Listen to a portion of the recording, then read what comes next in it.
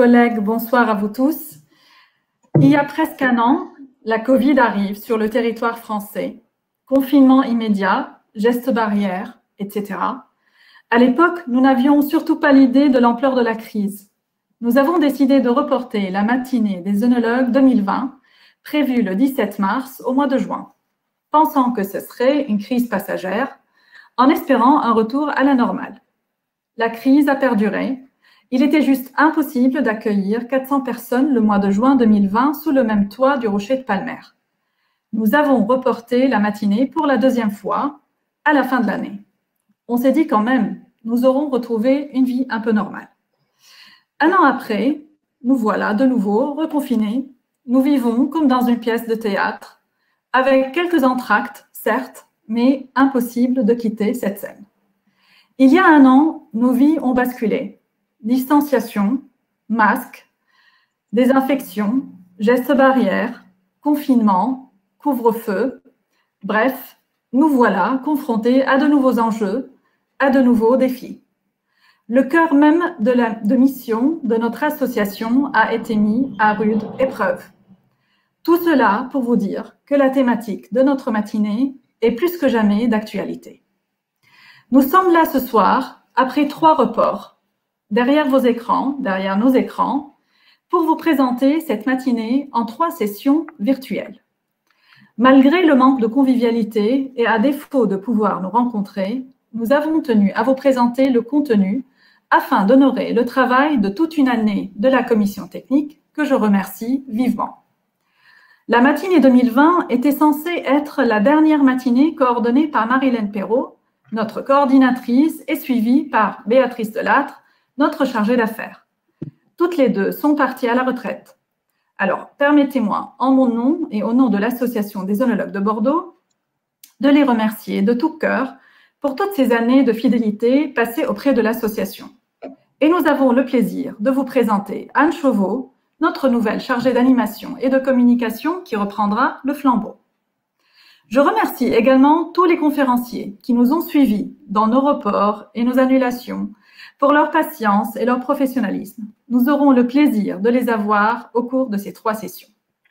Bien sûr, je n'oublierai pas non plus nos partenaires qui nous ont fait confiance à travers toutes ces années. Ils sont nombreux et nous avons essayé de regrouper un peu leur logo sur une diapositive que nous ferons passer en fait au fur et à mesure. Pour 2020, ils ont accepté eux aussi de reporter leur soutien à la matinée 2021, en espérant que d'ici décembre 2021, nous aurions la possibilité de nous retrouver, mais cette fois-ci en direct. Notre matinée 2020 a toutes ses raisons d'exister. Et comment ne pas parler des nouveaux enjeux qui nous attendent? Comment ne pas parler des contraintes qui vont conditionner notre profession en tant qu'œnologue, voire notre stratégie globale d'entreprise? Les enjeux sont nombreux, environnementaux, sociétaux, sociaux. Depuis 50 ans, nous vivons une évolution spectaculaire du concept du développement durable. Aujourd'hui, les entreprises se sentent plus que jamais impliquées en adaptant leurs décisions dépendamment de leurs impacts sur la société, sur l'environnement et l'économie, d'où la naissance de cette responsabilité dite environnementale et sociétale. Le déclencheur est en grande partie le consommateur, plus sensible certainement et beaucoup plus exigeant. La filière vin est plus que jamais concernée, car souvent pointée du doigt comme une filière polluante et non responsable. Ceci a fortement impacté l'économie du vin.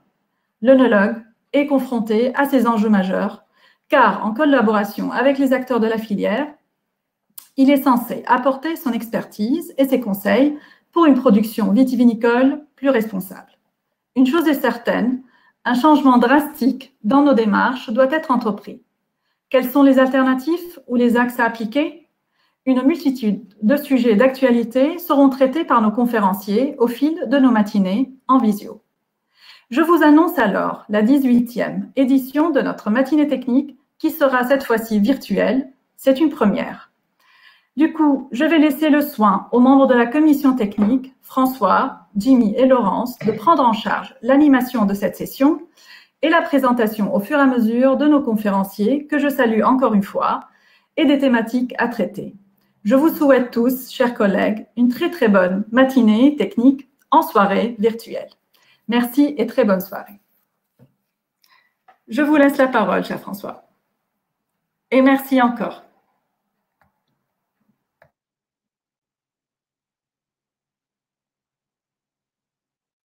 On a perdu François?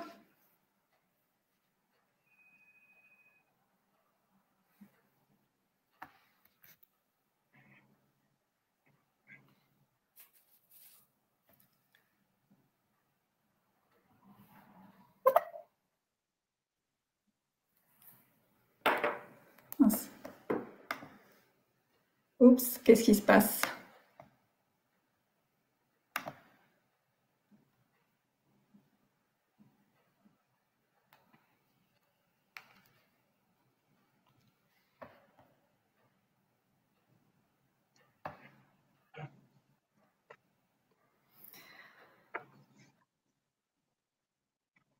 Madame Boyer, pour éviter de perdre du temps, ah, voilà, François.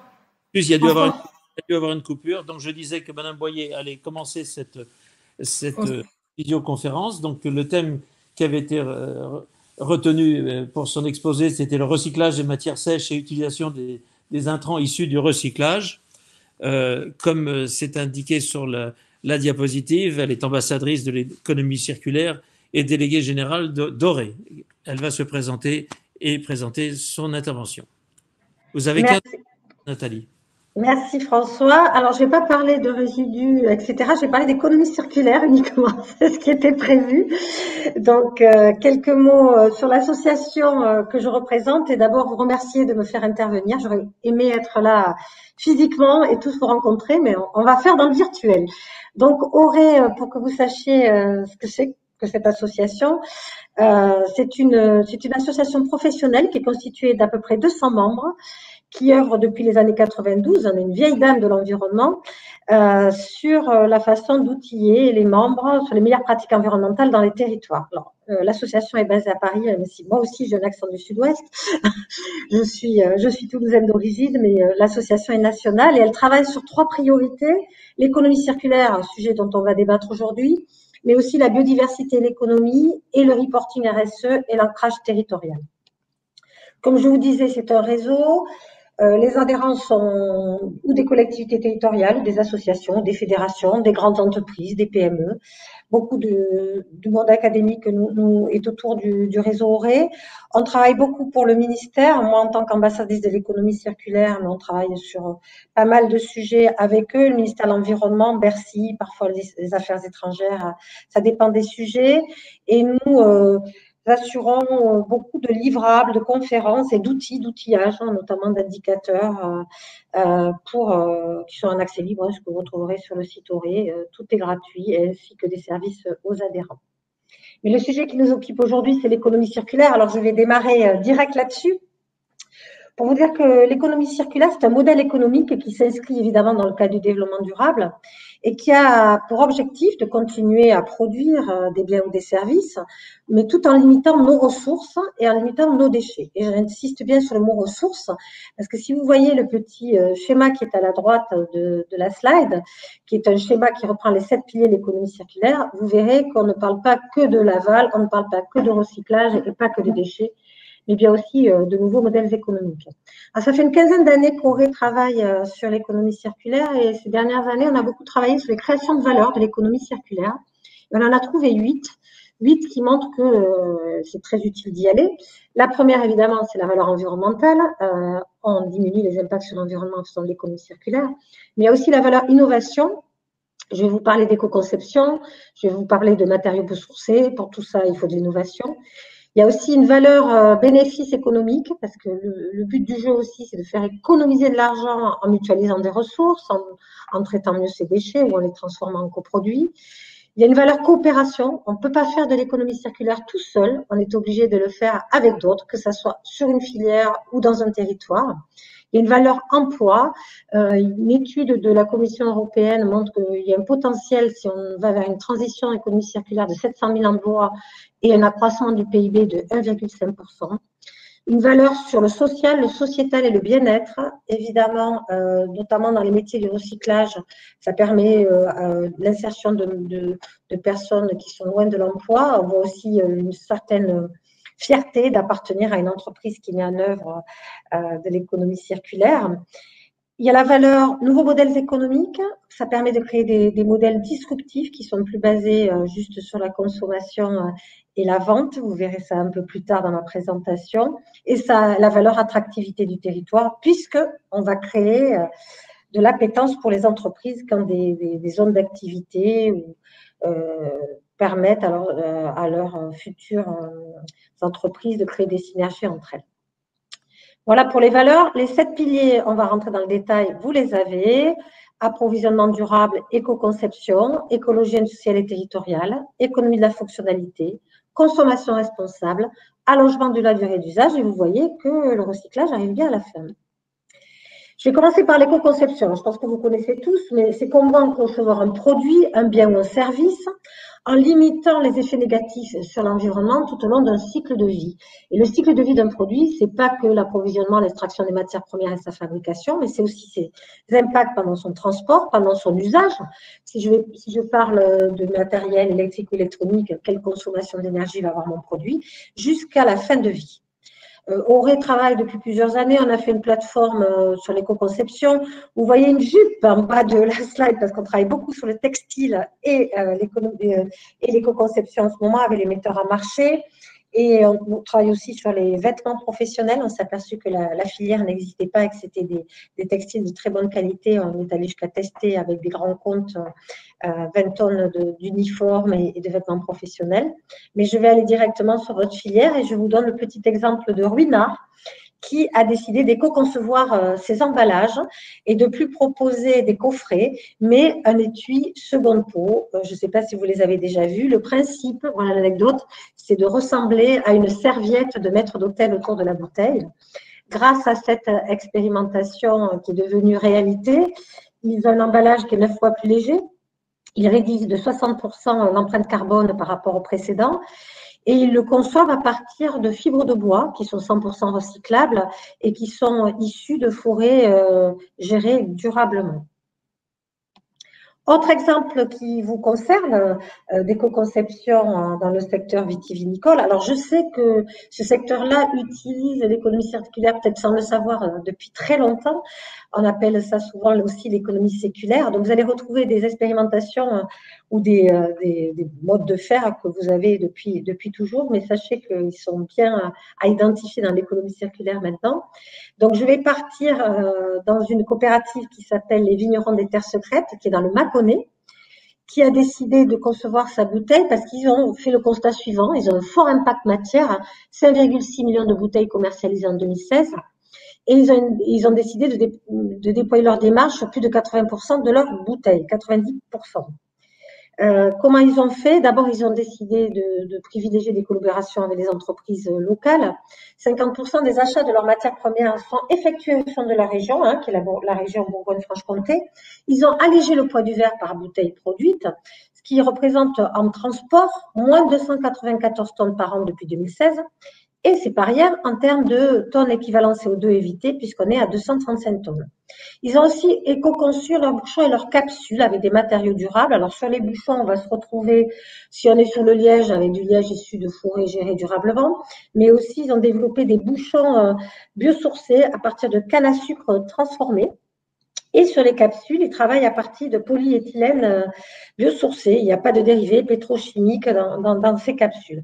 Ils sont allés plus loin, ils ont réfléchi aussi à leurs emballages avec des papiers craft issus de forêts gérées durablement, des encres à base d'eau, sans solvant, des étiquettes sans chlore. Voilà pour le premier pilier qui est l'éco-conception. Passons au deuxième pilier qui est l'approvisionnement durable.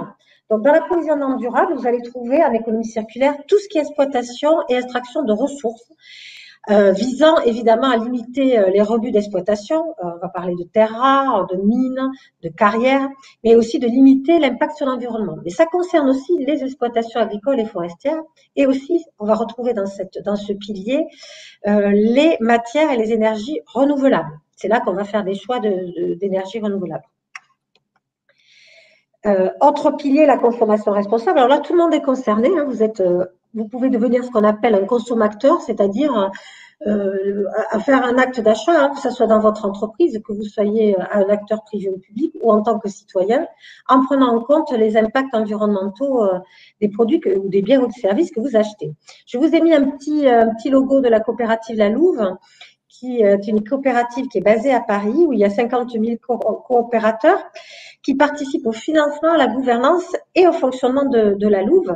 Ils donnent quelques heures de travail gratuit. En échange, ils ont accès à des produits équitables, au juste prix, biosourcés, issus de circuits courts. Petit exemple, là, je viens d'Aquitaine, parce que je sais que beaucoup d'entre vous sont en Aquitaine. Petit exemple dans votre secteur vitivinicole, l'entreprise Adam, qui conçoit et fabrique un packaging bois. Donc, quel constat ont-ils fait? C'est que le secteur des vins et spiritueux est fortement consommateur de matière. Donc, ils ont décidé de fabriquer un packaging durable, solide et esthétique, tout en entretenant des relations fortes avec leurs fournisseurs. Ils vont les visiter régulièrement. S'il y a un problème, une difficulté, ils mettent en place des mécanismes de solidarité avec les fournisseurs, c'est-à-dire s'il y a une hausse du prix matière, ils vont l'absorber, ils vont payer le prix à la commande. Et à partir de ça, ils se sont lancés sur essayer de faire des caisses en bois, mais des caisses en bois plutôt en majorité à partir d'essences d'arbres françaises. Et la part de bois français travaillé chez Adam provient à 100% d'Aquitaine. Ils essaient aussi de convaincre leurs clients de passer sur les caisses en pain français plutôt que les caisses en pain espagnol parce que le bilan carbone est 4 fois inférieur. Et évidemment, ça crée de l'emploi sur le territoire aquitain. Ce bois est issu de forêts gérées durablement. Il y a un label national qui s'appelle PEFC pour caractériser ces forêts durables. Et ils approvisionnent 85% en PEM PEFC et 89% pour le peuplier. Ils ont aussi réfléchi à un autre usage de leurs caisses de bois, leur donner un deuxième usage, c'est-à-dire que les caisses de transport se transforment en cave à vin. Autre pilier qui n'est pas encore assez poussé, mais qui, d'après moi, devrait être bien poussé dans les années qui viennent, c'est ce qu'on appelle l'économie de la fonctionnalité. C'est-à-dire, vous privilégiez l'usage et la possession et vous tendez à vendre des services liés aux produits plutôt que les produits eux-mêmes. Alors, l'exemple le plus simple, c'est le Vélib. On l'appelle Vélib à Paris, je ne sais pas comment ça s'appelle à Bordeaux ou à l'Aquitaine. Mais il y en a d'autres, hein. Michelin, par exemple, qui ne vend plus des pneus pour ses poids lourds, mais qui offre une offre de kilomètres, ils vendent des kilomètres. Signify qui vend Philips Lighting qui vend une offre maintenant de lumière, d'offres de lumière et plus du matériel d'éclairage, sauf de l'éclairage. Et tout ceci conduit à évidemment éco-concevoir les produits, puisque quand vous avez un produit que vous donnez en service, généralement c'est vous qui le récupérez et qui le recyclez. Et ça tend aussi à lutter contre l'obsolescence programmée. Je ne sais pas pourquoi la slide a sauté, puisque c'est bizarre. Excusez-moi, j'espère que ça ne va plus bouger. Puisque l'obsolescence programmée, si vous vendez un service et plus un produit, vous n'avez pas intérêt à ce qu'elle soit développée chez vous.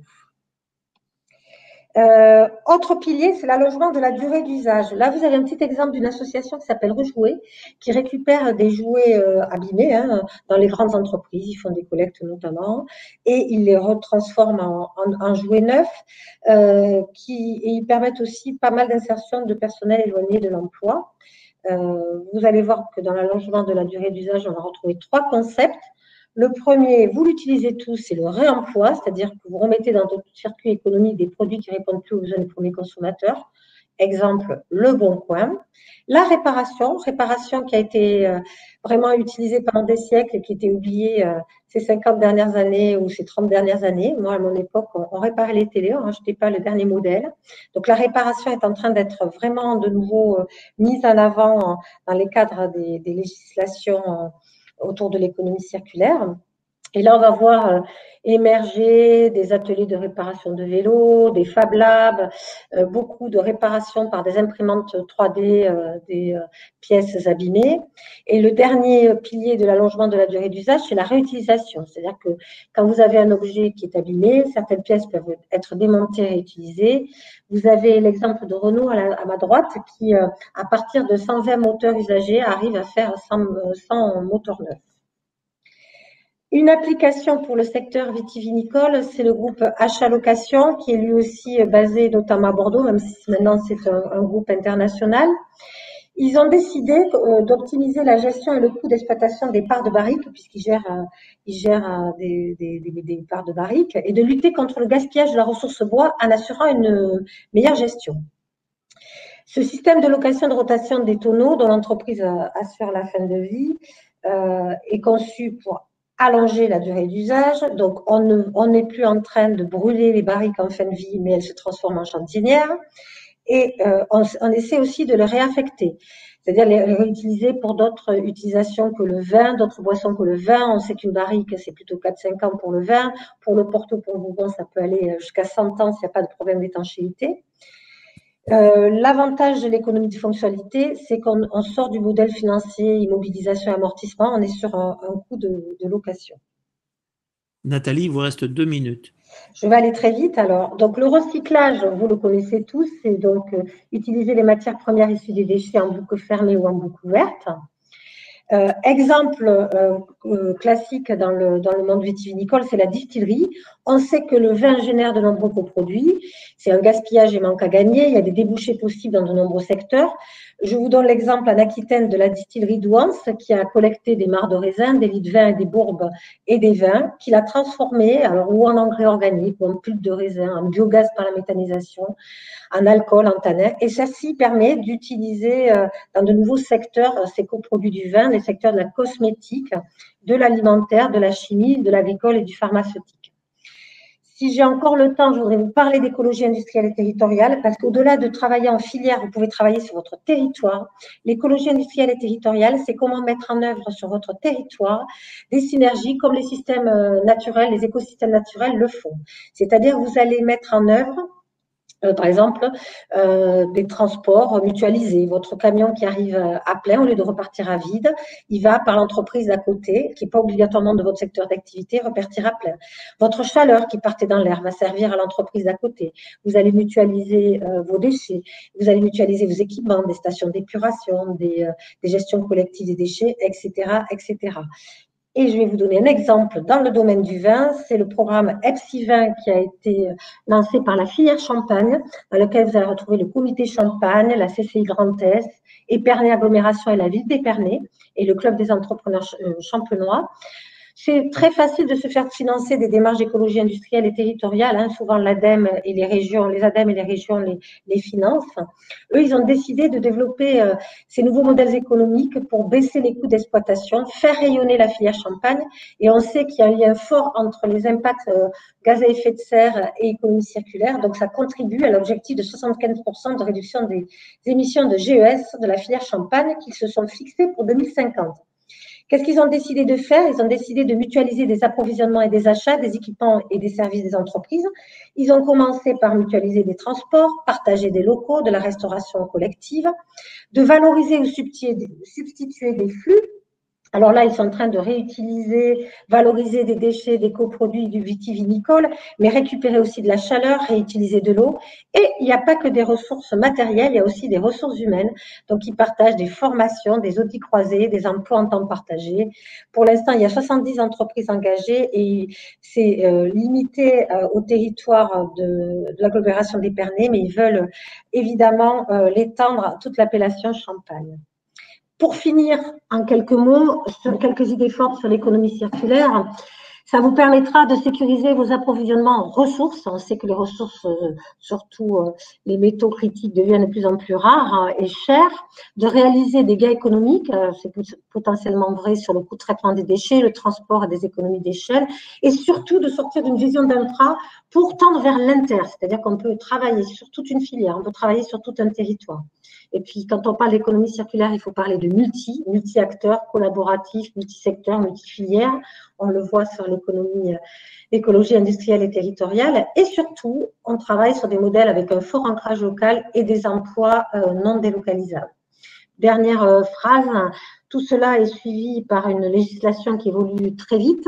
Nous avons une loi qui s'appelle la loi anti-gaspillage pour une économie circulaire qui est sorti en février 2020. Des tas de décrets sont en train de sortir avec des informations sur les consommateurs, beaucoup de choses qui vont vous concerner dans les mois qui viennent, donc notamment sur l'utilisation du plastique, objectif à 2040, etc., etc.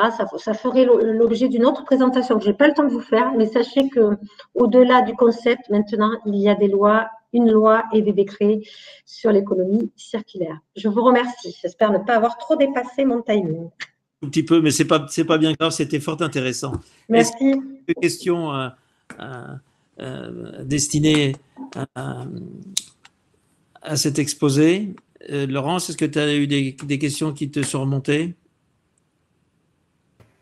Oui, bonjour. Actuellement, non, pas de questions, mais si certaines personnes veulent en savoir un peu plus, c'est le moment. N'hésitez pas, dans l'onglet questions, de les poser. Je les retransmettrai à Nathalie. Voilà.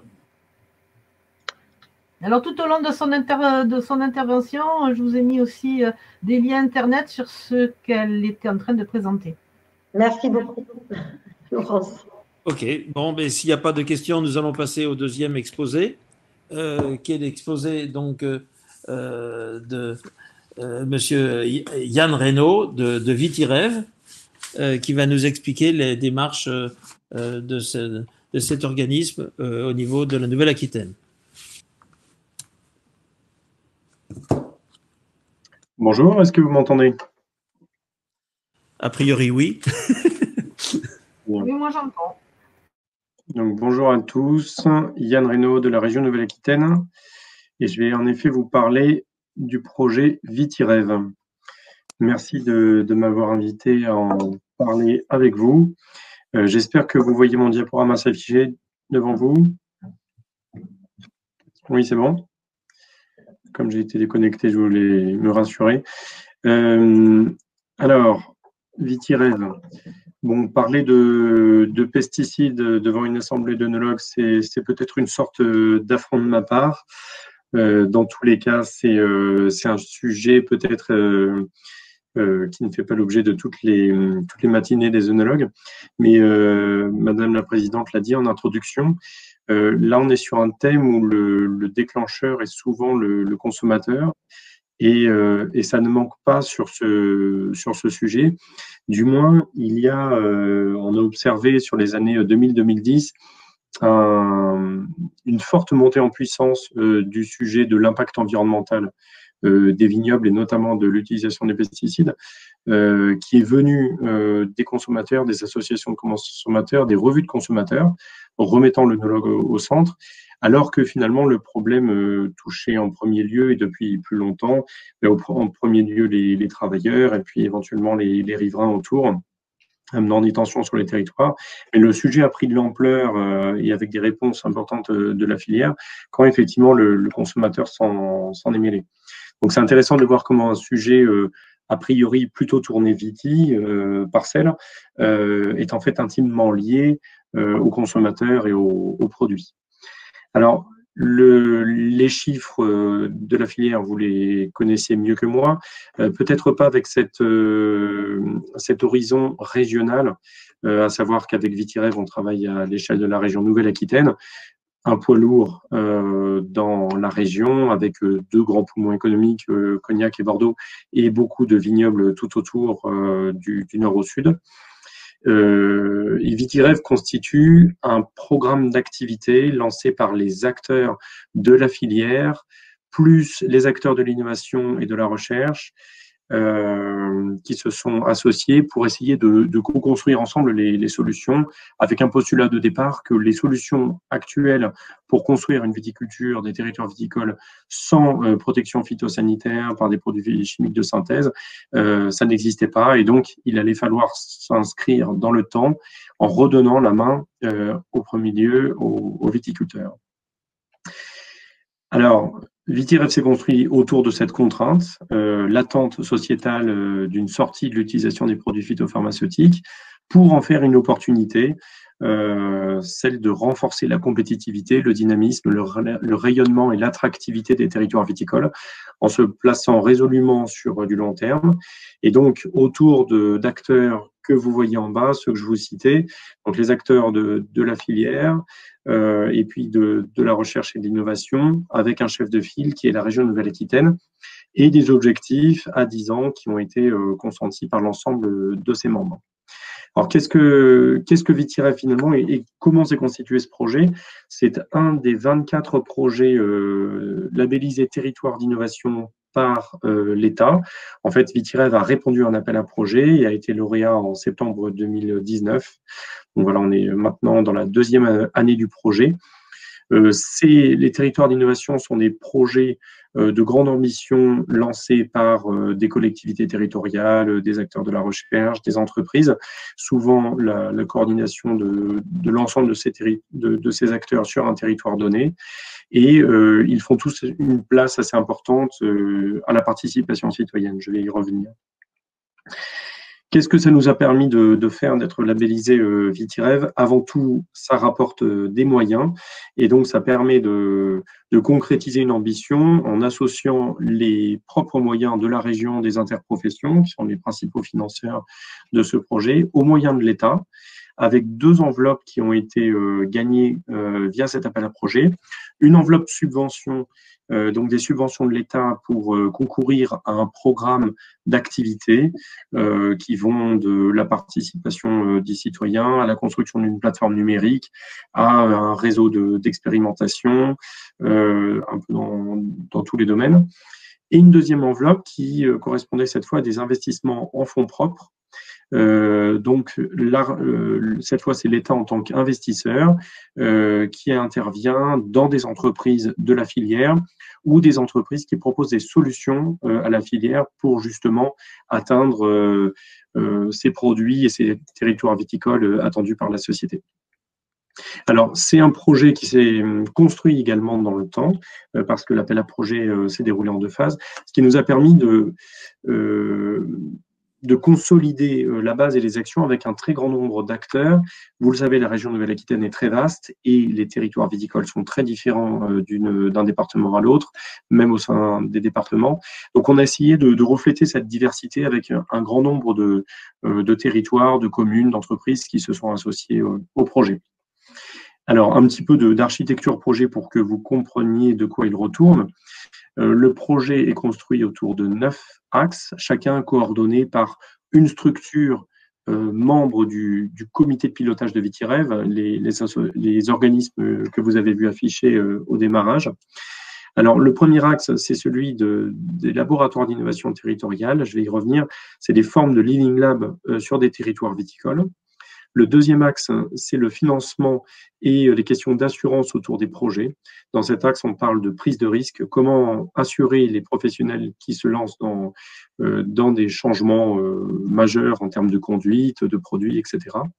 L'axe 3, il est autour de l'accélération de la transition numérique, tous azimuts.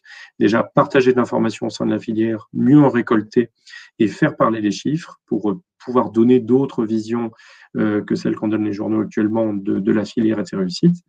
L'axe 4, autour du financement des entreprises porteuses d'innovation. L'axe 5, autour du développement des outils techniques innovants. L'axe 6, diffuser et favoriser l'adoption des bonnes pratiques. L'enjeu est principalement celui d'attirer de nouveaux professionnels dans l'innovation et pas juste tourner autour des quelques professionnels qui font avancer, qui resteront toujours des locomotives, mais bien assurer cet effet de masse qui fait que l'impact territorial avec des chiffres qui enfin arrivent à évoluer pour être atteints. L'axe 7, autour de la concertation avec les citoyens. L'axe 8, autour de la valorisation de la transformation et du développement de l'attractivité. Un axe très important, notamment du point de vue des professionnels viticoles qui attendent que ces changements qu'ils se sentent devoir opérer sont générateurs de valeur, à la fois sur les produits, mais aussi sur les territoires. Et puis un axe 9, autour du renforcement des connaissances. Comme je vous l'ai dit, pour l'instant, les solutions, on ne les a pas encore, on est en train de les construire. Et l'idée, c'est toujours d'associer la recherche, mais peut-être de l'associer d'une façon un petit peu différente. Alors, je vais commencer par... je vais vous faire quelques zooms. Il est difficile de présenter le projet VITIREV dans son exhaustivité. Vous l'avez vu, il y a 9 axes très différents. Mais j'ai choisi quelques zooms en me disant principalement que vous, donc membre d'une association d'œnologues, avez sans doute votre place dans ce projet, mais sans doute au travers de certains axes particuliers. Alors, le premier, ça peut être les laboratoires d'innovation territoriale. Comme je vous le disais, le principe est inspiré de celui des Living Labs. Donc, c'est des territoires qui se sont lancés dans l'aventure VitiRêve, qui réunissent une diversité de parties prenantes, comme on les appelle, donc des viticulteurs, mais autour d'eux, d'autres habitants des territoires, des entreprises, un chercheur, une commune, une association, et définit un programme d'activité autour d'expérimentation à mener sur place. Donc ça peut aller de questions vraiment organisationnelles, comment mieux organiser la vie sur le territoire, la communication entre les professionnels et les non-professionnels, mais c'est aussi des zones qu'on va mettre en avant et qui vont se situer à l'interface avec les entreprises qu'on va aller chercher pour tester des innovations et peut-être même des innovations qui relèvent de l'œnologie et de l'attente des consommateurs. Donc l'idée, c'est que ce sont des interfaces, ce sont des lieux qui vont nous servir pour mettre en musique l'ensemble du projet et dont on va pouvoir se servir avec une grande diversité de territoires pour aller tester des solutions très directement en conditions réelles pour, si elles fonctionnent, ensuite les déployer à une échelle plus large.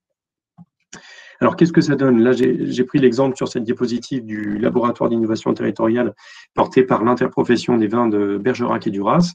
Tout d'abord, je vous le disais, un laboratoire d'innovation territoriale, c'est une gouvernance, donc c'est s'entendre sur une diversité d'acteurs qui fonctionnent dans ce laboratoire. Donc, en premier lieu, des associations de viticulteurs, l'interprofession, les collectivités. Et puis, petit à petit, les cercles s'agrandissent et on va aller chercher des parties prenantes plus éloignées du périmètre classique. Donc, une association citoyenne, là, le centre technique des fruits et légumes pour créer du lien avec d'autres filières. Et finalement, en intégrant ces acteurs qui ne viennent pas qui a priori n'ont rien à voir avec le sujet, qui ne viennent pas du sérail vitivinicole, et bien c'est là où on se trouve à avoir des idées qui sortent un petit peu de ce qu'on a l'habitude d'entendre, et sans doute des innovations qui peuvent être intéressantes pour la filière. Donc tout ça, ça tourne autour de l'animation d'une communauté, et puis assez rapidement, alors bien sûr, la période Covid n'aide pas du tout, mais des réunions où on essaye de réfléchir à ce qu'on pourrait proposer d'un petit peu nouveau, des tests en conditions réelles, et puis ce qu'on appelle l'atteinte de victoires rapides, des choses qui donnent envie au collectif de continuer à avancer.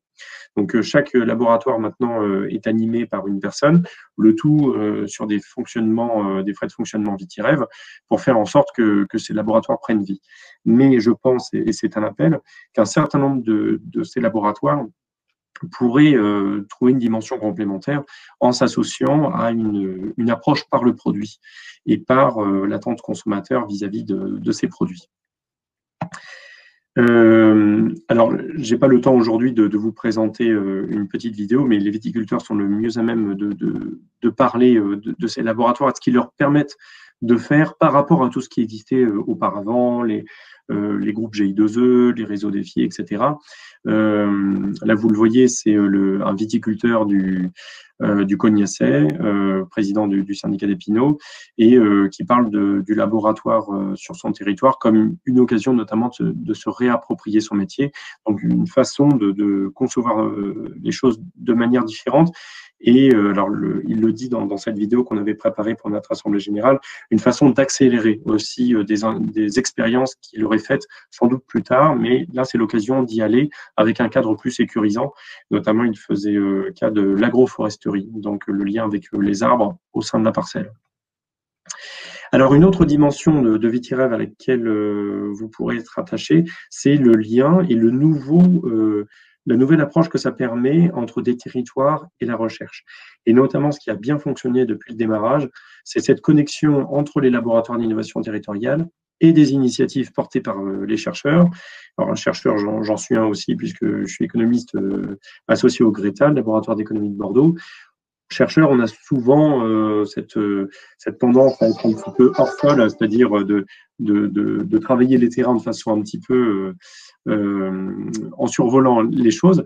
Là, travailler en s'adossant à un laboratoire d'innovation territoriale, un LIT, c'est sûr qu'on travaille davantage sur de l'expérimentation en conditions réelles avec des vrais acteurs. Et là, on a eu une belle occasion d'associer un certain nombre de projets de recherche vous en avez plusieurs sur cette diapositive, à des laboratoires d'innovation territoriale, ce qui en retour, pour les chercheurs, leur donne une vraie étiquette qui les aide à obtenir des financements de l'ANR, des financements communautaires ou français. Alors, sur le lien avec les consommateurs, notamment, là j'en vois deux. Il y a le projet La Cave, donc, qui existait avant, mais qui se relance autour de l'adaptation au changement climatique, qui pose des vraies questions vis-à-vis des produits et de l'évolution des attentes des consommateurs.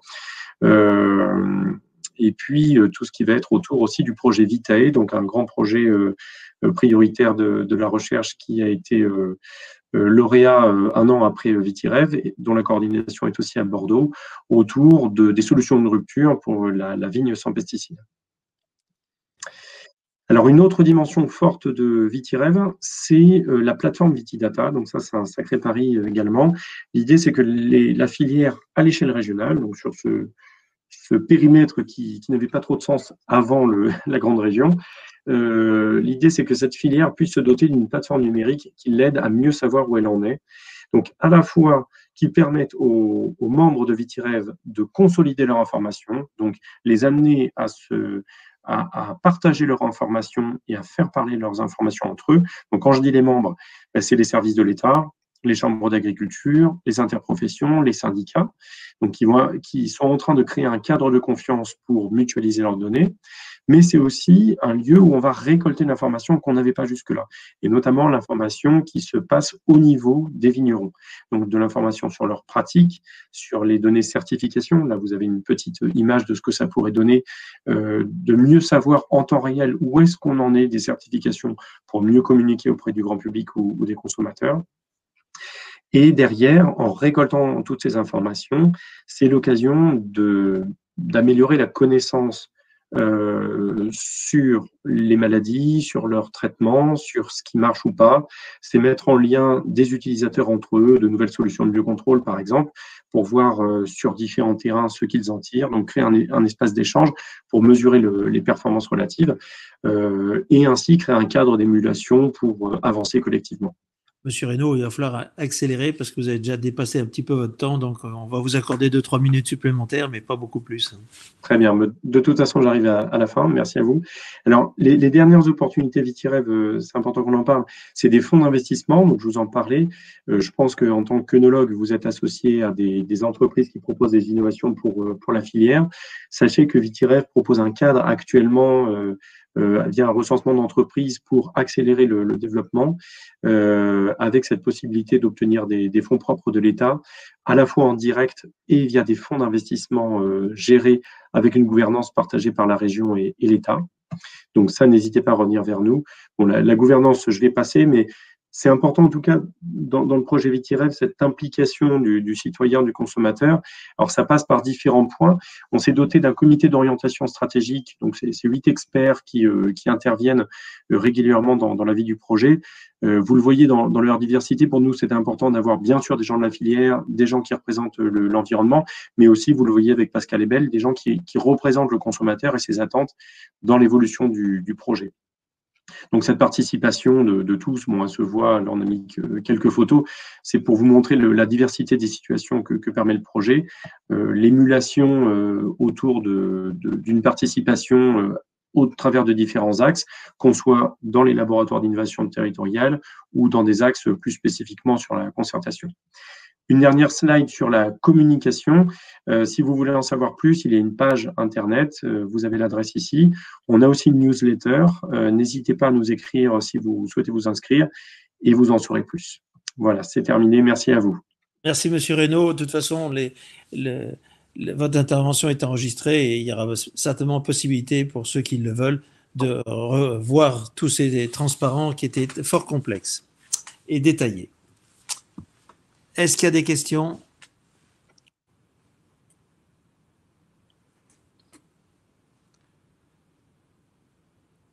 Je ne vois pas grand-chose s'afficher. J'ai pas vu de questions pour l'instant, mais n'hésitez pas à les transmettre sur l'onglet questions. Ceci dit, tout était très clair. S'il n'y a pas de questions, on va passer à l'intervention suivante, qui est celle de Mathieu Dubernet. Mathieu Dubernet des laboratoires éponymes, grand spécialiste des mises au point des techniques d'analyse, qui va nous parler de l'aspect résidu des produits phyto notamment, et des limites, les minimis et autres. Voilà, merci beaucoup. Alors, je télécharge ma présentation et ça devrait marcher.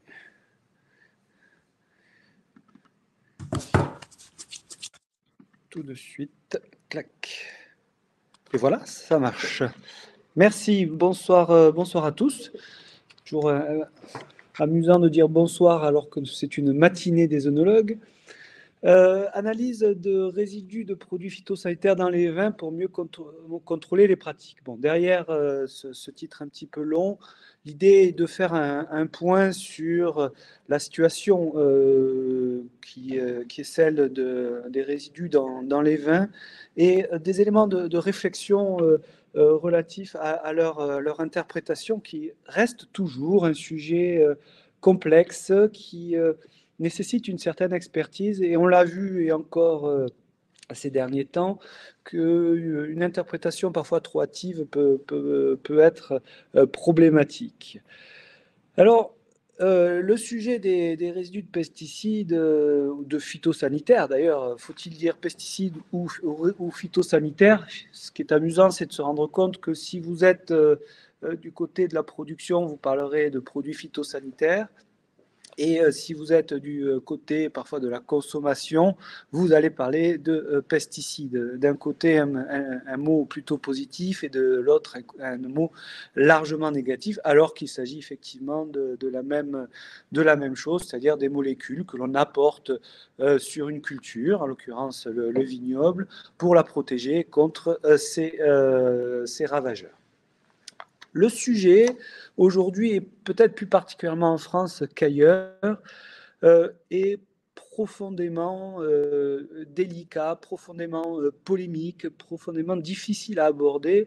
Et il semble même que, d'ailleurs, le débat d'opinion, le débat sociétal ne puisse plus être réellement abordé sereinement, tant les choses ont été hystérisées par de nombreuses publications, par cette volonté d'en faire aussi un marronnier dans certains journaux, et plus particulièrement aux périodes de vendange, où généralement on aime plutôt se concentrer sur les vinifications.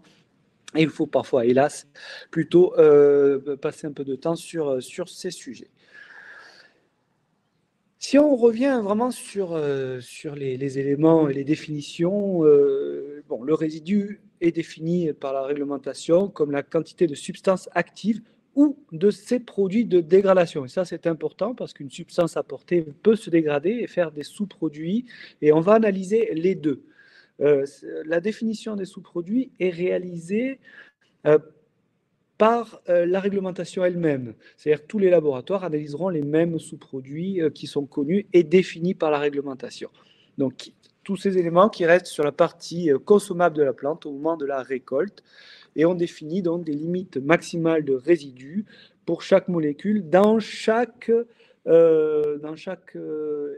production agricole. Il s'agit bien de production agricole, donc de matières premières, et pour le vin, il n'existe pas de LMR défini en tant que tel pour le vin, puisque le vin est un produit transformé, mais il en existe sur les raisins de cuve. Ce qui est très important de ne jamais oublier, c'est souvent beaucoup trop oublié, c'est qu'il existe un principe de taux de transfert pour les produits transformés. Et même si ces éléments ne sont pas forcément définis de façon spécifique, la réglementation indique que par défaut, ce taux de transfert est égal à 1. Donc, dans le vin, sont applicables de façon parfaitement conforme à la loi les LMR du raisin de cuve, et ça, il ne faut pas l'oublier. Enfin, concernant les analyses de résidus, elles peuvent être réalisées par plusieurs méthodes. Et chaque méthode peut donner parfois des petites différences. Il ne faut pas oublier que dans la filière du vin, c'est la méthode OIV qui prime, et relativement aux réglementations européennes qui précisent cela, et c'est donc l'OCM 20, le 1308-2013 qui nous le dit. Premier type de résultat, parce qu'il est bon de parler, et souvent beaucoup de publications parlent de résidus, mais n'ont que très peu de données. On a enfin, nous, dans notre filière, pas mal de données, et notamment grâce au fait que des laboratoires spécifiques de la filière, des laboratoires d'œnologie, analysent aussi des résidus. Pendant longtemps, ça a été des laboratoires généralistes et presque que eux qui faisaient des analyses de résidus, mais depuis qu'un certain nombre de laboratoires sont un peu plus spécifiques, deviennent vraiment des spécialistes des résidus dans le vin, et c'est de cela dont il s'agit.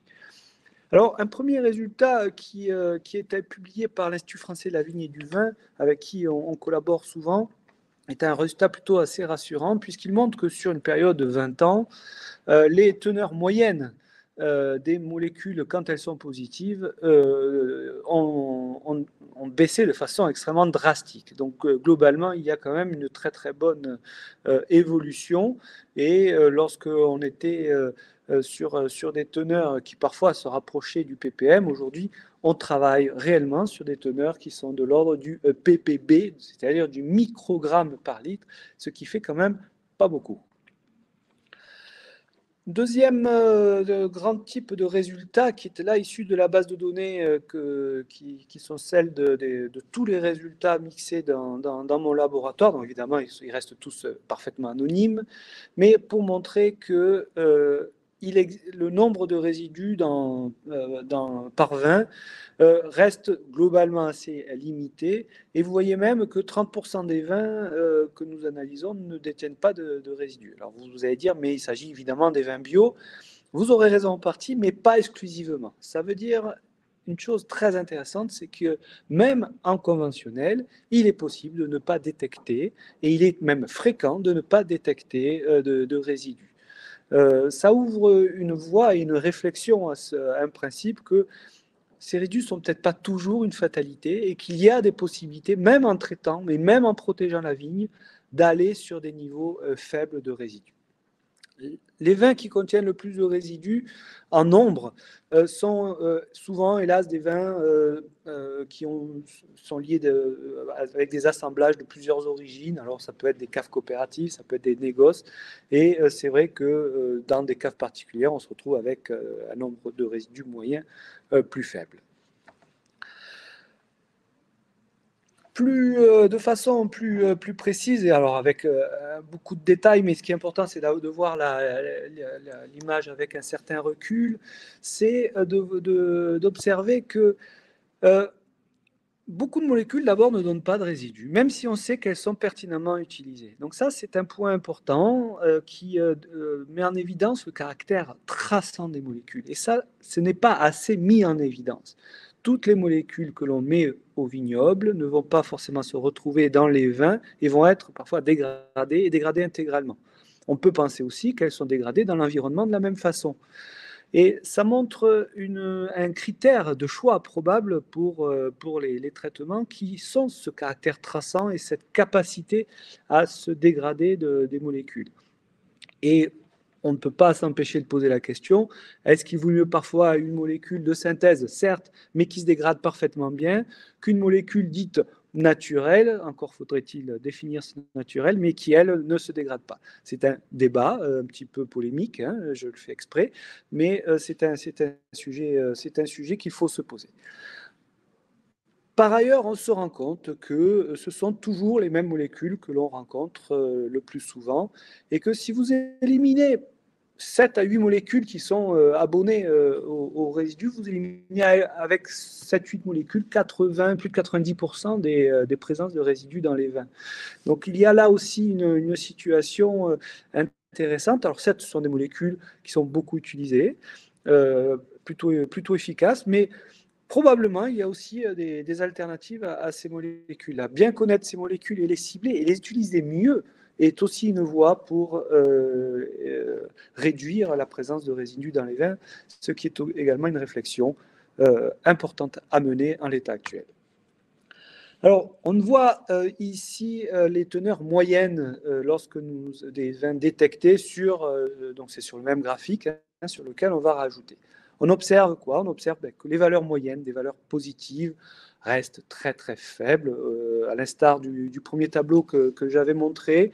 Et vous voyez qu'on est généralement en dessous de 10 ppb. Hein, c'est-à-dire que si vous prenez le critère que les bios se donnent pour la certification, c'est-à-dire inférieur à 10 ppb pour certifier un bio, mais en moyenne, beaucoup de vins en conventionnel sont déjà en dessous de 10 ppb tout à fait naturellement. Si j'ose dire. Donc, les teneurs restent extrêmement faibles, à l'exception de quelques molécules, mais qui sont, par exemple, en train d'être complètement éliminées ou qui ont été éliminées. Là, par exemple, on avait l'iprodione, vous savez, qui a été retiré il y a déjà quelques années et qui, effectivement, marquait très fort et en plus maintenait des teneurs de résidus relativement élevées. En tant qu'analyste, il semblait assez cohérent que l'iprodione disparaisse du paysage, même si elle avait une certaine efficacité au vignoble. Sur le même graphique, on est venu installer des flèches qui montrent où sont les CRM, hein, vous savez, cancérigènes, reprotoxiques et mutagènes, qui sont souvent les premiers à être visés dans les cahiers des charges où on cherche à améliorer la présence de résidus. Et finalement, on se rend compte qu'il y en a, mais assez peu, et que d'abord, un certain nombre d'entre eux ne sont jamais retrouvés, même s'ils sont utilisés, et que certains d'entre eux restent à des teneurs très faibles, pratiquement peu présentes. Donc, c'est un sujet un petit peu complexe, mais qui n'est pas forcément inatteignable d'après les données que l'on peut trouver.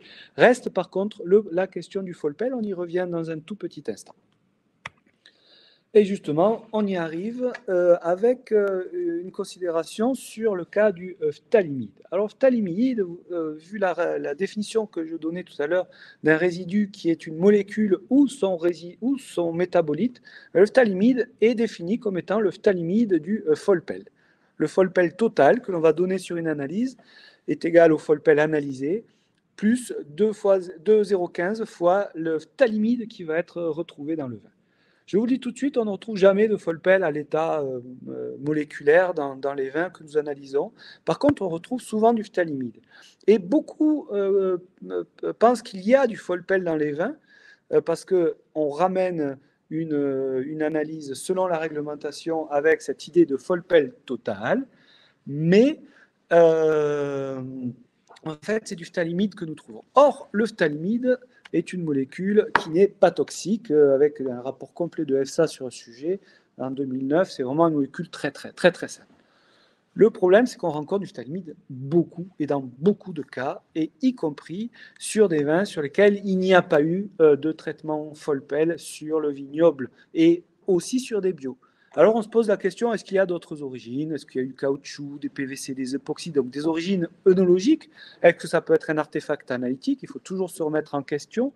Il y avait eu une publication allemande sur le sujet qui montrait que peut-être ça serait... On n'a jamais réussi à démontrer que ça pouvait être un artefact analytique. Une autre hypothèse serait une aérocontamination à longue distance du Folpel.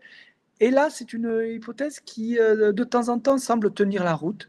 Le Folpel a ceci de voyager assez facilement. Alors, peut-être qu'il y a des contaminations de voisinage qui peuvent poser problème. Ça reste encore à étudier. Ce n'est qu'une hypothèse à l'heure où je vous parle. En réalité, nous ne savons pas aujourd'hui quelles sont les origines des teneurs en phtalimide que nous rencontrons. La donnée nous montre aussi que sur les mous, la répartition statistique du phtalimide est la même que sur les vins. Vous avez une répartition qui se ressemble beaucoup, ce qui semblerait démontrer que l'origine du Folpel n'est pas œnologique, du phtalimide, pardon, n'est pas œnologique, mais serait effectivement viticole. Et pour éviter de bloquer des vins sur la base de présence de phtalimide, ce qui arrive hélas beaucoup trop, et ce qui est arrivé beaucoup trop, et en particulier sur des vins bio, il y a des vins bio qui ont été déclassés parce qu'ils contenaient du phtalimide. Mais l'idée serait de proposer de sortir les teneurs phtalimides en dessous des résidus Folpel pour des teneurs qui seraient en dessous de 40 microgrammes par litre. Et ça s'appelle un minimis, on y revient dans un tout petit instant. Pour l'acide phosphoreux, nous connaissons exactement la même situation, très peu toxique, pas d'effet génotoxique, pas d'effet carcinogène. L'acide phosphoreux peut être légèrement irritant si vous en mettez pur dans votre œil, ce que je ne vous conseille pas de faire de toute façon, mais ça n'a absolument très peu d'impact. L'acide phosphoreux est défini par la réglementation comme étant un métabolite du phoséthylaluminium. Et là également, on n'arrive pas à déterminer une relation parfaite entre l'utilisation de phoséthylaluminium et la présence d'acide phosphoreux. Il existe des teneurs régulièrement significatives d'acide phosphoreux, y compris dans des vins issus de vignobles qui n'ont pas été traités au phoséthylaluminium, y compris dans des vignobles bio. Monsieur Dubernet, une minute. Oui. Il me reste une minute. Alors, 3 minutes, je vous accorde. Voilà, mais j'ai presque fini. Donc, dans cet acide phosphoreux, il y a également des questions sur les autres origines. Et là encore, on ne sait pas quelles sont ces autres origines. Proposition, faire un minimis qui soit à 2 mg par litre. Alors, juste pour terminer cette notion de minimis, le zéro analytique, ça n'existe pas. Plus on descend, plus l'incertitude augmente, et même à zéro, l'incertitude théorique est à l'infini. C'est-à-dire que le zéro n'est pas un résultat analytique, et c'est important de savoir. Or, nous devons répondre de plus en plus à cette demande de la consommation, un résultat analytique. Je veux zéro, je veux que mon vin soit pur. Et en même temps, on doit répondre à une évolution des techniques, des méthodes d'analyse. Vous avez 50 ans, 40 ans entre ces deux photos et un facteur 10 000 dans la résolution analytique. On va toujours plus loin. Ce qu'on n'analysait pas il y a 10 ans, on l'analyse aujourd'hui. Et ce qu'on n'analyse pas aujourd'hui, on l'analysera probablement dans 10 ans. Donc, il y a un effet comme ça, entonnoir, presque infini. Et l'idée, c'est à un moment donné de bloquer cet effet entonnoir avec une valeur, une concentration sous laquelle une substance sera considérée comme non signifiante. Alors, cette notion de minimis, évidemment, doit être très, très en dessous de toute limite de toxicité ou toute limite légale. C'est pas une notion de droit ou de santé, et c'est très important de bien le définir. C'est une question qui va relever de la compétence des experts, notamment des experts analystes, à un moment donné où ils diront, là, nous, on ne sait plus, ce résultat est tellement faible qu'il n'a plus de sens. Et c'est le travail qui est en cours avec un groupe de travail qui a été mené et animé par l'Institut français de la vigne et du vin, avec une publication que vous retrouverez sur le site de l'Institut français du vin, de la vigne et du vin, où plusieurs laboratoires, dont le mien évidemment, ont activement participé. Et nous allons aussi travailler sur un suivi, un pilotage et même une évolution de ces valeurs qui doivent permettre de répondre finalement au principe de certification. Pourquoi pas de bio, même si ce n'est pas aujourd'hui leur choix? Pourquoi pas de vin zéro résidu? Il y a un marché et il y a une marque très forte à prendre sur cette notion de vin sans résidu, y compris s'ils ne sont pas bio. Et en fait, si on est capable à un moment donné de dire qu'une analyse de résidus n'a plus de sens et n'a plus de valeur significative, ça donne aussi un objectif possible aux vignerons et ça permet une chose fondamentale, c'est que l'analyse de résidus peut devenir un critère de performance environnementale et ça c'est probablement bien pour l'environnement, c'est bien pour les vignerons et c'est ce qu'attendent aussi, aussi, je le crois, les consommateurs. Je vous remercie. Merci beaucoup, Monsieur Dubernet, de votre exposition toujours très claire. Il y a en effet des possibilités pour ceux qui veulent aller plus loin de regarder cette plaquette publiée par l'IFV. Voilà, nous allons voir s'il y a quelques questions qui sont posées. Alors, on a une question de Guillaume et de Bertrand. Donc, la question de Bertrand Chérel, c'est quelle est l'évolution de la précision des analyses?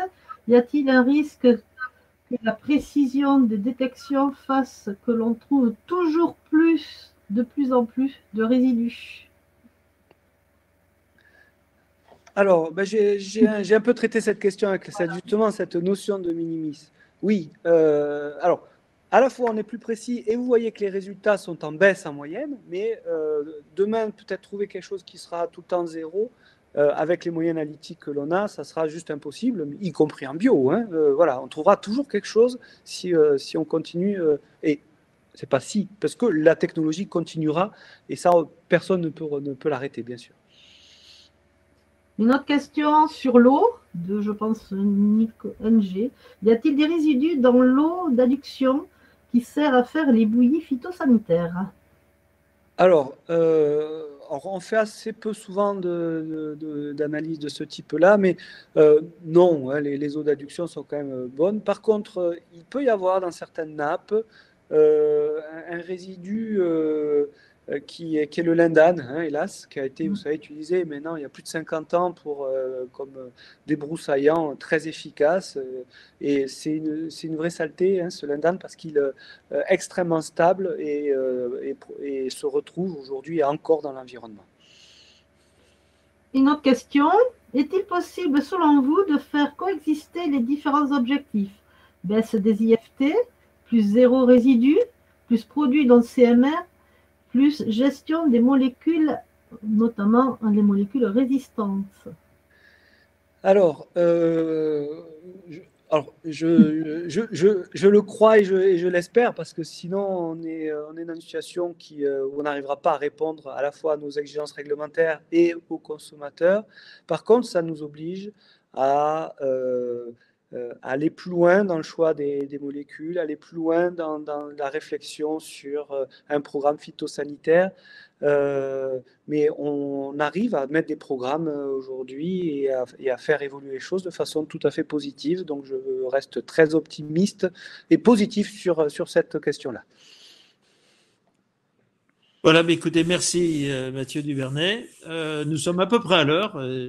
Merci à tous d'avoir respecté les temps, même si je vous ai un peu bousculé. Nous allons donner maintenant la parole à Denis Barrault, président de l'Union des Rosans, et qui va nous parler, bien sûr, des vignerons engagés et de sa démarche au niveau de la cave coopérative. Bien, merci François. Donc, écoutez, merci encore de m'avoir invité pour votre conférence matinée des œnologues. Donc, et j'en profite quelque part. C'est un petit focus au travers de l'exemple des caves de Rosan sur ce que peuvent être les coopératives viticoles. Voilà, donc je cherche à pouvoir mettre mon diaporama. La petite flèche en bas, là, oui. Oui, c'est ce que j'ai fait. Ok, je suis pas très doué.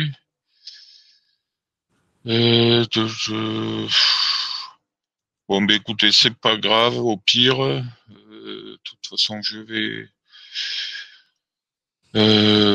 mince, comment faire, hein. Bon, écoutez, j'avoue que j'y arrive pas. Bon, désolé, c'est pas dramatique à mon avis. De toute façon, bon, de toute manière, bon, effectivement, donc les caves de Rosan, donc aujourd'hui représentent 350 adhérents. Voilà, 46 collaborateurs. Nous sommes sur, on affiche 4000 hectares de vignes, mais on est en progression aujourd'hui. On devrait atteindre pour les vendanges prochaines dans les 4150 à 4200 hectares de vignes, soit à peu près 500 hectares de plus en 3 ans. Bon, ce qui est pas très bon signe quelque part, ce qui veut dire que la problématique de la crise viticole se fait sentir. Et beaucoup de viticulteurs aujourd'hui ont tendance à penser que rejoindre une coopérative peut être une réponse à leurs interrogations et à leur pertinence sur les marchés. Mais ça reste quelque part compliqué pour nous puisque nos installations ne sont pas complètement extensibles. Et effectivement, aujourd'hui, bon, on est peut-être un peu plus regardant sur les adhérents que nous pouvons accueillir. Voilà, donc une vinification annuelle moyenne de 200 000 hectolitres à peu près. Une capacité totale de cuverie de 600 000 hectos. Nous sommes sur 3 sites de vinification, donc sur le le village de Rozan, donc le site historique qui est aujourd'hui le plus gros site de vinification en vin d'appellation d'origine en France, me semble-t-il. Sur notre secteur géographique, la cave de Tutiac est un peu plus importante que nous, mais bon, on va pas se faire la petite guéguerre aujourd'hui. Par rapport aux hectos que l'on peut vinifier. Puisque le sujet tourne autour de la responsabilité sociétale des entreprises, donc effectivement, merci d'avoir choisi l'exemple des caves de Rozan, puisque nous sommes aujourd'hui, bon, j'y reviendrai au niveau de l'évaluation engagée RSE sur un niveau exemplaire. Voilà, donc toutes ces démarches ont démarré en mars 2019 par la décision d'engagement du conseil d'administration des caves de Rozan vers le développement durable. En 2010, nous avons adhéré au collectif 3D, donc 3D comme destination développement durable. Donc ça, c'est par le biais de la coopération agricole. Voilà, le syndicat qui regroupe toutes les coopératives agricoles, toutes filières confondues. Que j'ai le privilège de présider depuis 3 ans d'ailleurs. Voilà. Donc nous sommes, on va dire, assez pertinents sur ces dossiers-là. En 2011, nous avons obtenu la certification NFV 01007. Donc ça, c'est la démarche Agriconfiance volet vert. Donc une démarche directement obtenue sur le volet vert. Voilà, sachant qu'aujourd'hui, ça a un petit peu évolué au niveau donc d'Agriconfiance, puisque nous avons revu donc et le logo que malheureusement je peux pas vous montrer, mais ça a été revu. Donc puisqu'aujourd'hui sur Agriconfiance nous sommes sur un niveau de base, un niveau éthique, un niveau RSE, alors qu'avant effectivement nous avions le 005 qui était le volet classique, donc plutôt traçabilité, et le volet vert le 007.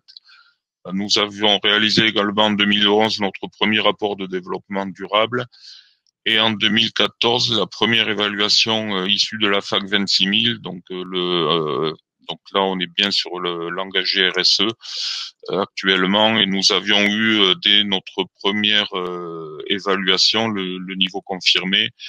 Je rajouterai également que nous suivons également les GRI standards. Voilà, qui sont un langage commun qui permet aux organisations, donc les entreprises, de rendre compte de leurs impacts de développement durable de manière cohérente et crédible, et cela améliore la comparabilité mondiale et permet aux entreprises d'être transparentes et responsables. Donc tout ça pour dire qu'il y a quelques contraintes supplémentaires par rapport à cette évaluation donc d'adhérer au GRI standard. Et pas uniquement sur l'évaluation à FAC 26000. Donc en 2017, édition d'un nouveau rapport RSE en conformité, donc je le disais, avec les GRI, et renouvellement de l'évaluation, donc là où nous avons obtenu le niveau exemplaire, donc dès l'année 2017. Pour votre information, je pense qu'il n'y a qu'une seule autre entreprise aujourd'hui en Gironde sur le niveau exemplaire, c'est le Château La Rostreinte-Audon, me semble-t-il, dans le Médoc. En 2019, nous avons eu la labellisation coopérative SO-Responsable. Et voilà, donc ça, c'est un petit label qui reprend un petit peu toutes ces démarches-là par la coopération agricole, ex-COP de France au niveau de Paris. Et 2019 également, nous avons été labellisés vignerons engagés en développement durable. C'est ce qu'on appelait autrefois vignerons en développement durable. Donc le logo a été revu. Donc aujourd'hui c'est vignerons engagés en développement durable.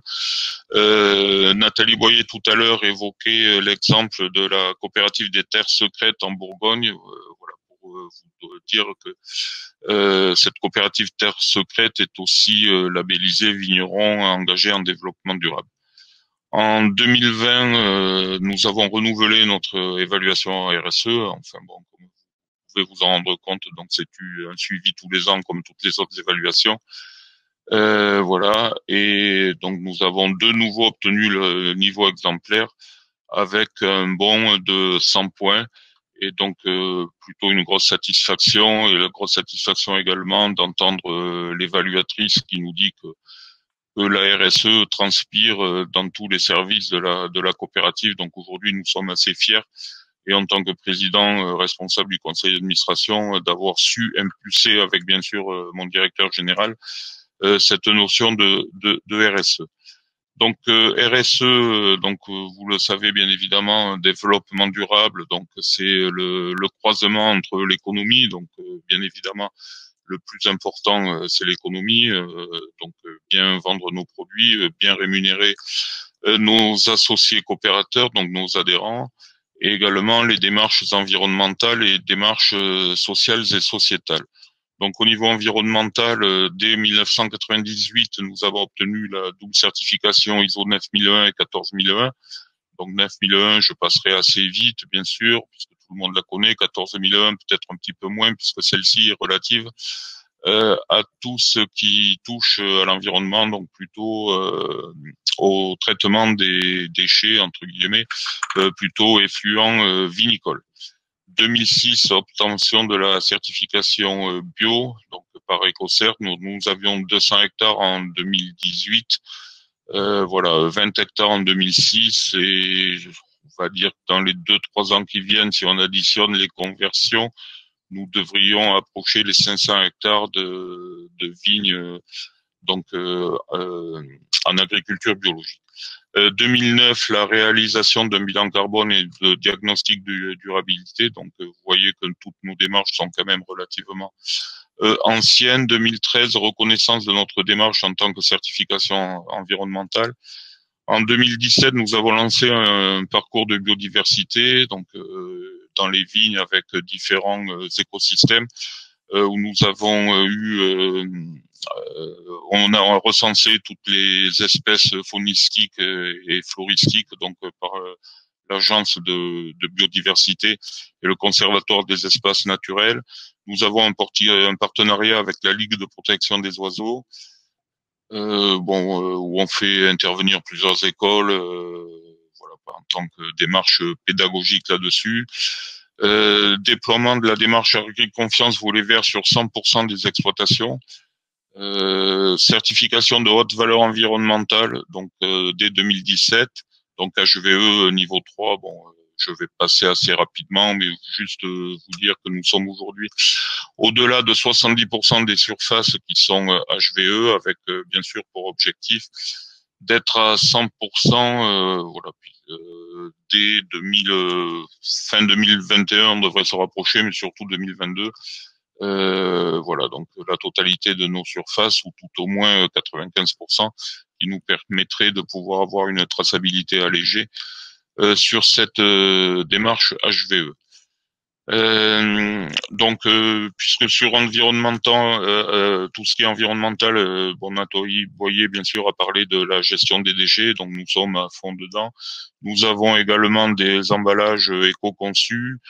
Nous faisons des essais sur une propriété que nous avons en propre sur du zéro chimie, donc ni soufre ni cuivre, donc sur une propriété bio qui appartient à la coopérative.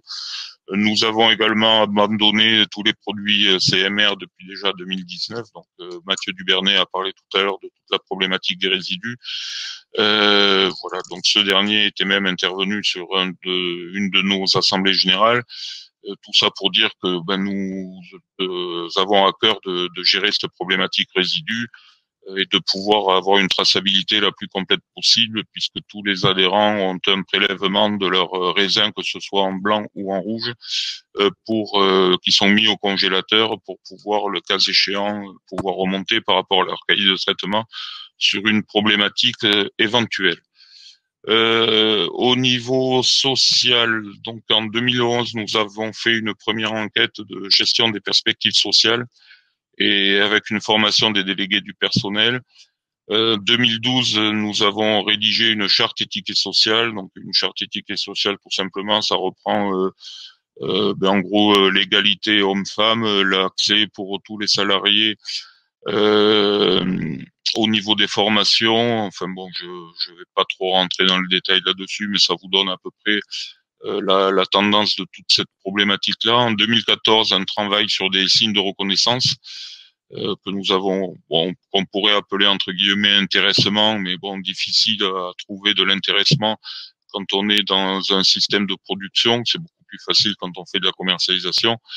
Voilà, donc des signes de reconnaissance qui sont versés à nos salariés. Une deuxième enquête GPS, donc gestion des perspectives sociales. 2016, formation des risques professionnels. 2018, une démarche accompagnée sur l'égalité professionnelle par la directe. Enfin, la directe, répression des fraudes et donc tout ce qui touche au social. Bon, j'ai pas le terme qui me vient, vous m'en excuserez. Et en 2021, par rapport à la conjoncture économique, j'ai souhaité également avoir une sensibilisation de toutes nos équipes salariées et également tous les administrateurs sur les risques psychosociaux et en particulier les signes avant-coureurs du suicide, parce que malheureusement, vous savez autant que moi que 2 suicides d'agriculteurs se passent tous les jours en France, même si officiellement on parle plutôt d'un, mais c'est quand même toujours un chiffre beaucoup trop important. Et donc la crise économique a fait que j'ai souhaité cette sensibilisation. Voilà. Et donc voilà un petit peu pour toutes nos démarches. Donc au niveau social, ben, vous l'avez compris. Voilà, bon, j'ai essayé d'être le plus court possible. Donc, nous essayons d'avoir un champ de démarche certifiable le plus exhaustif possible pour répondre à différents marchés. Donc, nous avons également, nous aidons bien sûr tous les adhérents à obtenir le certificato. Voilà. Nous avons la certification du conseil au niveau de la coopérative. Donc, nos techniciens vignobles ont cette certification-là. Et également tout ce qui est industriel, mise en bouteille, ce qui se fait par Terre de Vigneron, donc un site industriel qui est juste à côté de Rozan, où nous avons également toute la partie HACCP, comme ici à la coopérative, et également IFS BRC. Avant que vous me posiez la question éventuelle, donc qu'est-ce que nous ont apporté toutes ces démarches? De la satisfaction et quelque part de la fierté, puisqu'aujourd'hui, bon, ça a été dit plusieurs fois, il y a la demande sociétale vers plus d'écologie, vers plus de responsabilité. Donc, nous communiquons bien sûr au maximum auprès de nos adhérents pour de l'agriculture beaucoup mieux raisonnée. Donc, j'ai dit l'abandon des CMR et tout. Voilà, donc quelque chose qui va à fond là-dedans, et aussi bien évidemment, puisque nous avons de la valorisation à faire sur nos produits, donc est-ce que nous avons réussi à mieux valoriser les ventes de nos produits? Bon, jusqu'à maintenant, tout ce qui était par rapport à l'historique qui était le nôtre, on arrivait à le valoriser, surtout la HVE. Bon, c'est plus du tout le cas aujourd'hui, c'est plus une clé d'entrée au marché, je n'apprends rien à personne. Et toutes les démarches RSE plus globalement nous ont plutôt ouvert, conforté certains marchés. Je parlerai plutôt de la maison Johannes Boubé Carrefour, et donc ça c'est plutôt sur le marché français. Et également ça nous a permis d'être référencés sur la SAQ du Québec. Enfin, 2 petits exemples que je peux vous donner. Voilà, puisqu'au niveau de la SAQ du Québec, bon, c'est un petit peu la démarche RSE qui a fait la différence par rapport à d'autres concurrents. Donc sur ces potentielles commercialisations et sur le plus qui aurait pu être le nôtre. Voilà pour la présentation que j'ai souhaité vous faire, donc assez rapidement. Voilà, donc je vois que François n'est pas intervenu, voilà, donc c'est très bien. Je suis encore désolé de ne pas avoir eu la technicité nécessaire pour vous présenter le diaporama. On a pu montrer ton diaporama parce qu'on l'avait téléchargé. Donc, bon, mais voilà. Et les personnes qui étaient connectées ont pu le voir. Voilà. Ok, c'est parfait. Voilà. Merci beaucoup. Je pense qu'on est arrivé à la fin de cette première session. Vous savez que nous avons rendez-vous le 15 avril pour continuer sur cet aspect RSE. Notamment, on abordera directement la norme ISO 26000 en particulier. Nous espérons vous y retrouver nombreux. Vous avez été fidèles jusqu'au bout de cette session et nous vous en remercions. Merci à tous nos intervenants et merci à tous ceux qui ont suivi. François, apparemment, il y a une question de Bertrand Chérel qui est en train d'écrire. Oh, pardon, je ne l'avais pas vu. Je crois, enfin, je sais pas, qu'est-ce qu'il a dit? Ah bon, d'accord, non, il me remercie pour les liens que j'ai transmis. Voilà. Mais allez-y, posez vos questions, il est encore temps. Hein. Oui, on n'est pas limité dans le temps, c'était juste pour respecter, si je peux dire, l'équité entre intervenants.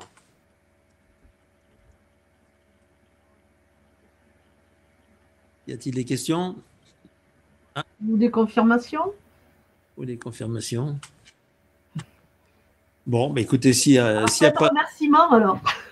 S'il n'y a pas de questions, on vous remercie encore une fois et on espère vous retrouver non seulement le 15 avril, mais aussi le 22 avril, puisqu'on a encore deux sessions pour faire, si je peux dire, un remake en visio de cette matinée fantôme qui n'a pas pu avoir lieu du fait de la Covid. Voilà, à très bientôt et merci de votre attention.